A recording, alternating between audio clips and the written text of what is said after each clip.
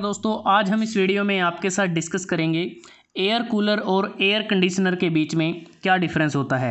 जैसे जैसे गर्मियों का सीज़न आगे बढ़ता जाता है तो प्रत्येक घर में चर्चा होती है कि हमें अपने बजट के हिसाब से एयर कूलर लेना है या फिर एयर कंडीशनर लेना है। तो आज हम इस वीडियो में बात करेंगे कि कैसे एयर कूलर और एयर कंडीशनर एक दूसरे से अलग हैं। हमने कुछ फैक्टर को कंसीडर किया है जिसके आधार पर देखेंगे कि ये दोनों डिवाइस एक दूसरे से कैसे अलग हैं। अगर सबसे पहले बात करते हैं एयर कूलर की, तो एयर कूलर में हवा को इवेपोरेट करके हवा को ठंडा करने का काम किया जाता है। मतलब कि एयर कूलर में जो एयर की जो हीट है उसको रिमूव किया जाता है, जो इसमें इसके साइड में जो वाटर एब्जॉर्बेंट पैड लगे होते हैं उनकी मदद से। अगर हम बात करें एयर कंडीशनर की, एयर कंडीशनर एक ऐसा सिस्टम है जिसका डिज़ाइन हवा के टेम्परेचर को चेंज करने के लिए व ह्यूमिडिटी को चेंज करने के लिए किया जाता है, और यह हवा को ठंडी भी कर सकता है और हवा को गर्म भी कर सकता है।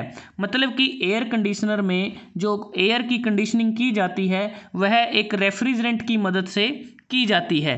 अगर बात करते हैं एनर्जी एफिशिएंट की, तो जो एयर कूलर होता है यह एसी के मुकाबले ज़्यादा एफिशिएंट होता है, और साथ में एयर कूलर के केस में जो इलेक्ट्रिसिटी की कंजप्शन है वो भी कम होती है। उसके बाद अगर हम बात करें एयर कंडीशनर की, तो ये कम एफिशिएंट होता है एयर कूलर के मुकाबले, क्योंकि इसमें जो इलेक्ट्रिसिटी का कंजप्शन है वो ज़्यादा होता है। अगर इफ़ेक्टिवनेस की बात करते हैं तो एयर कूलर की जो इफ़ेक्टिवनेस है वो सिर्फ कूल है, ये हवा को ठंडा कर सकता है, लेकिन जो एयर कंडीशनर की इफ़ेक्टिवनेस है ये हवा को ठंडी भी कर सकता है और हवा को गर्म भी कर सकता है। मतलब कि दोनों केसेस इसमें अवेलेबल हैं।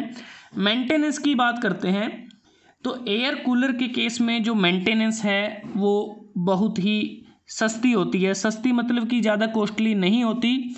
और दूसरा, एयर कूलर के केस में हमें एक डेली मेंटेनेंस करनी पड़ती है, वो होती है कि हमें इसका जो वाटर होता है उसको डेली चेंज करना पड़ता है। लेकिन जो एयर कंडीशनर है इस केस में जो मेंटेनेंस है वो ज़्यादा होती है, और लेकिन इसमें हमें डेली मेंटेनेंस करने की ज़रूरत नहीं होती। उसके बाद बात आती है फ्रेश एयर की। फ्रेश एयर की बात करें तो एयर कूलर से हमें फ्रेश एयर मिलती है, लेकिन जो एयर कंडीशनर होता है इससे हमें फ्रेश एयर नहीं मिलती।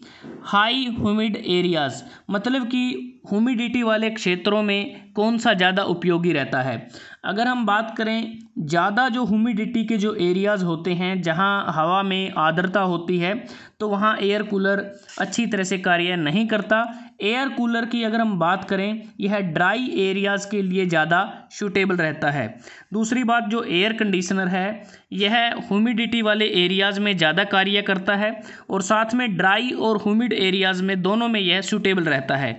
अगर हम बात करें जो एयर कूलर, अगर हवा में 65 से 70% से ज़्यादा ह्यूमिडिटी है तो उस केस में जो एयर कूलर है वो सूटेबल नहीं होगा, क्योंकि इसके कारण कुछ हेल्थ डिजीज़ होने की संभावना रहती है।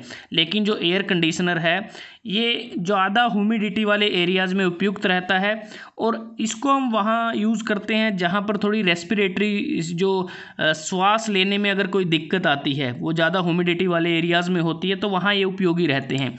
इंडोर और आउटडोर यूज़, जो एयर कूलर होता है इसको हम इंडोर में भी यूज़ कर सकते हैं और आउटडोर में भी यूज़ कर सकते हैं, दोनों जगह उपयोगी है।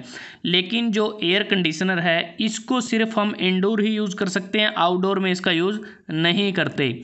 उसके बाद आता है इन्वायरमेंट फ्रेंडली, कि इन दोनों में से कौन सा डिवाइस इन्वायरमेंट फ्रेंडली है। जो एयर कूलर होते हैं ये ज़्यादा इन्वायरमेंट फ्रेंडली हैं, लेकिन जो एयर कंडीशनर हैं ये ज़्यादा एनवायरनमेंट फ्रेंडली नहीं हैं। उसके बाद बात आती है पोर्टेबिलिटी की। पोर्टेबिलिटी मतलब कि एक जगह से दूसरी जगह पर लेकर जाना।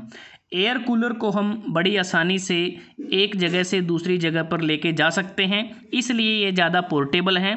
लेकिन जो एयर कंडीशनर होता है उसको हम फिक्स कर देते हैं। अगर विंडो एसी है तो उसको विंडो में फिक्स कर दिया जाता है, अगर स्प्लिट एसी है तो उसको वॉल पे फिक्स कर दिया जाता है।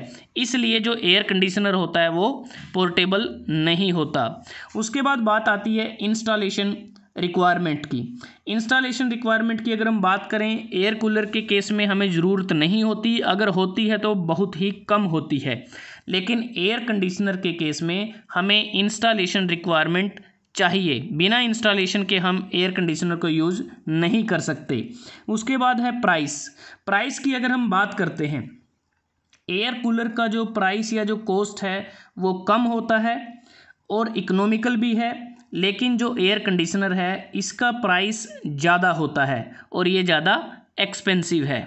उसके बाद बात आती है कि इन दोनों डिवाइसेस के एडवांटेज क्या हैं, डिसएडवांटेज क्या हैं। अगर एयर कूलर के एडवांटेज की बात करते हैं तो पहला तो यही है कि इसको इंस्टॉल करने में हमारी ज़्यादा कॉस्ट नहीं लगती और इसको बिना इंस्टॉलेशन के भी हम यूज़ कर सकते हैं। दूसरा, कूलर का जो ऑपरेट हम करते हैं वो भी ज़्यादा एक्सपेंसिव नहीं है। मेंटेनेंस इसकी बहुत ही आसान है, जो घर का जो ओनर होता है वो भी आसानी से इसको मेंटेनेंस इसकी कर सकता है और कूलर से हमें फ्रेश एयर मिलती है। अगर हम बात करें एयर कंडीशनर के केस में, एयर कंडीशनर को हम सभी सीजन में यूज़ कर सकते हैं, विंटर में भी और समर में भी। और प्योरीफिकेशन बेनिफिट हमें ज़रूर मिलता है एयर कंडीशनर में, लेकिन फ्रेश एयर नहीं मिलती, वो अलग बात है। और जो कूलिंग होती है एयर कंडीशनर में हम उसको कंट्रोल कर सकते हैं। और दूसरा कि जो इंसेक्ट हैं वो बाहर रहते हैं एयर कंडीशनर के केस में, और एयर कंडीशनर के द्वारा हम ह्यूमिडिटी को कम कर सकते हैं। अब बात आती है डिसएडवांटेज की। जो एयर कूलर हैं, जब ह्यूमिडिटी लोअर हो जाती है तो कूलिंग जो कैपेबिलिटी है, मतलब कि ह्यूमिडिटी अगर ज़्यादा है उस केस में कूलर अच्छी तरह से कार्य नहीं करता, क्योंकि जो एयर हम सप्लाई करते हैं कूलर के द्वारा वो ऑलरेडी ह्यूमिड होती है। और कूलर को अच्छी तरह से रन करने के लिए हमें इसमें कॉन्टीन्यूस वाटर की सप्लाई करनी पड़ती है, जो इसके एब्जॉर्बेंट जो पैड्स होते हैं उनके माध्यम से। और कांस्टेंट क्लीनिंग की ज़रूरत होती है एयर कूलर के केस में, लेकिन जो कूलर है वो मॉस्किटो को भी ये अट्रैक्ट करते हैं, ये इसके डिसएडवांटेज हैं। अगर एयर कंडीशनर की बात करते हैं, ये कम इको फ्रेंडली हैं, इसको एक्सपेंसिव है, इसकी मेंटेनेंस ज़्यादा एक्सपेंसिव है, इसको ख़रीदना भी एक्सपेंसिव है, कॉस्टली होता है, फ्रेश एयर हमें नहीं मिलती, और कूलर के मुकाबले 3 से 4 गुना ज़्यादा एनर्जी को ये कंज्यूम करता है। और कॉन्टीन्यूस ह्यूमिडिटी को कम होने के कारण हमारी जो रेस्पिरेटरी प्रॉब्लम्स इसके कारण हो सकती हैं। तो दोस्तों, आज हमने इस वीडियो में आपके साथ डिस्कस किया कि एयर कूलर और एयर कंडीशनर के बीच में क्या डिफरेंस होता है। अगर आपको ये वीडियो अच्छा लगा, आप इसको लाइक कर सकते हैं, शेयर कर सकते हैं अपने दोस्तों के साथ, स्टूडेंट्स के साथ, और चैनल को सब्सक्राइब करना ना भूलें। जल्द ही हाजिर होते हैं एक नई वीडियो के साथ, तब तक के लिए धन्यवाद। आपका दिन शुभ रहे।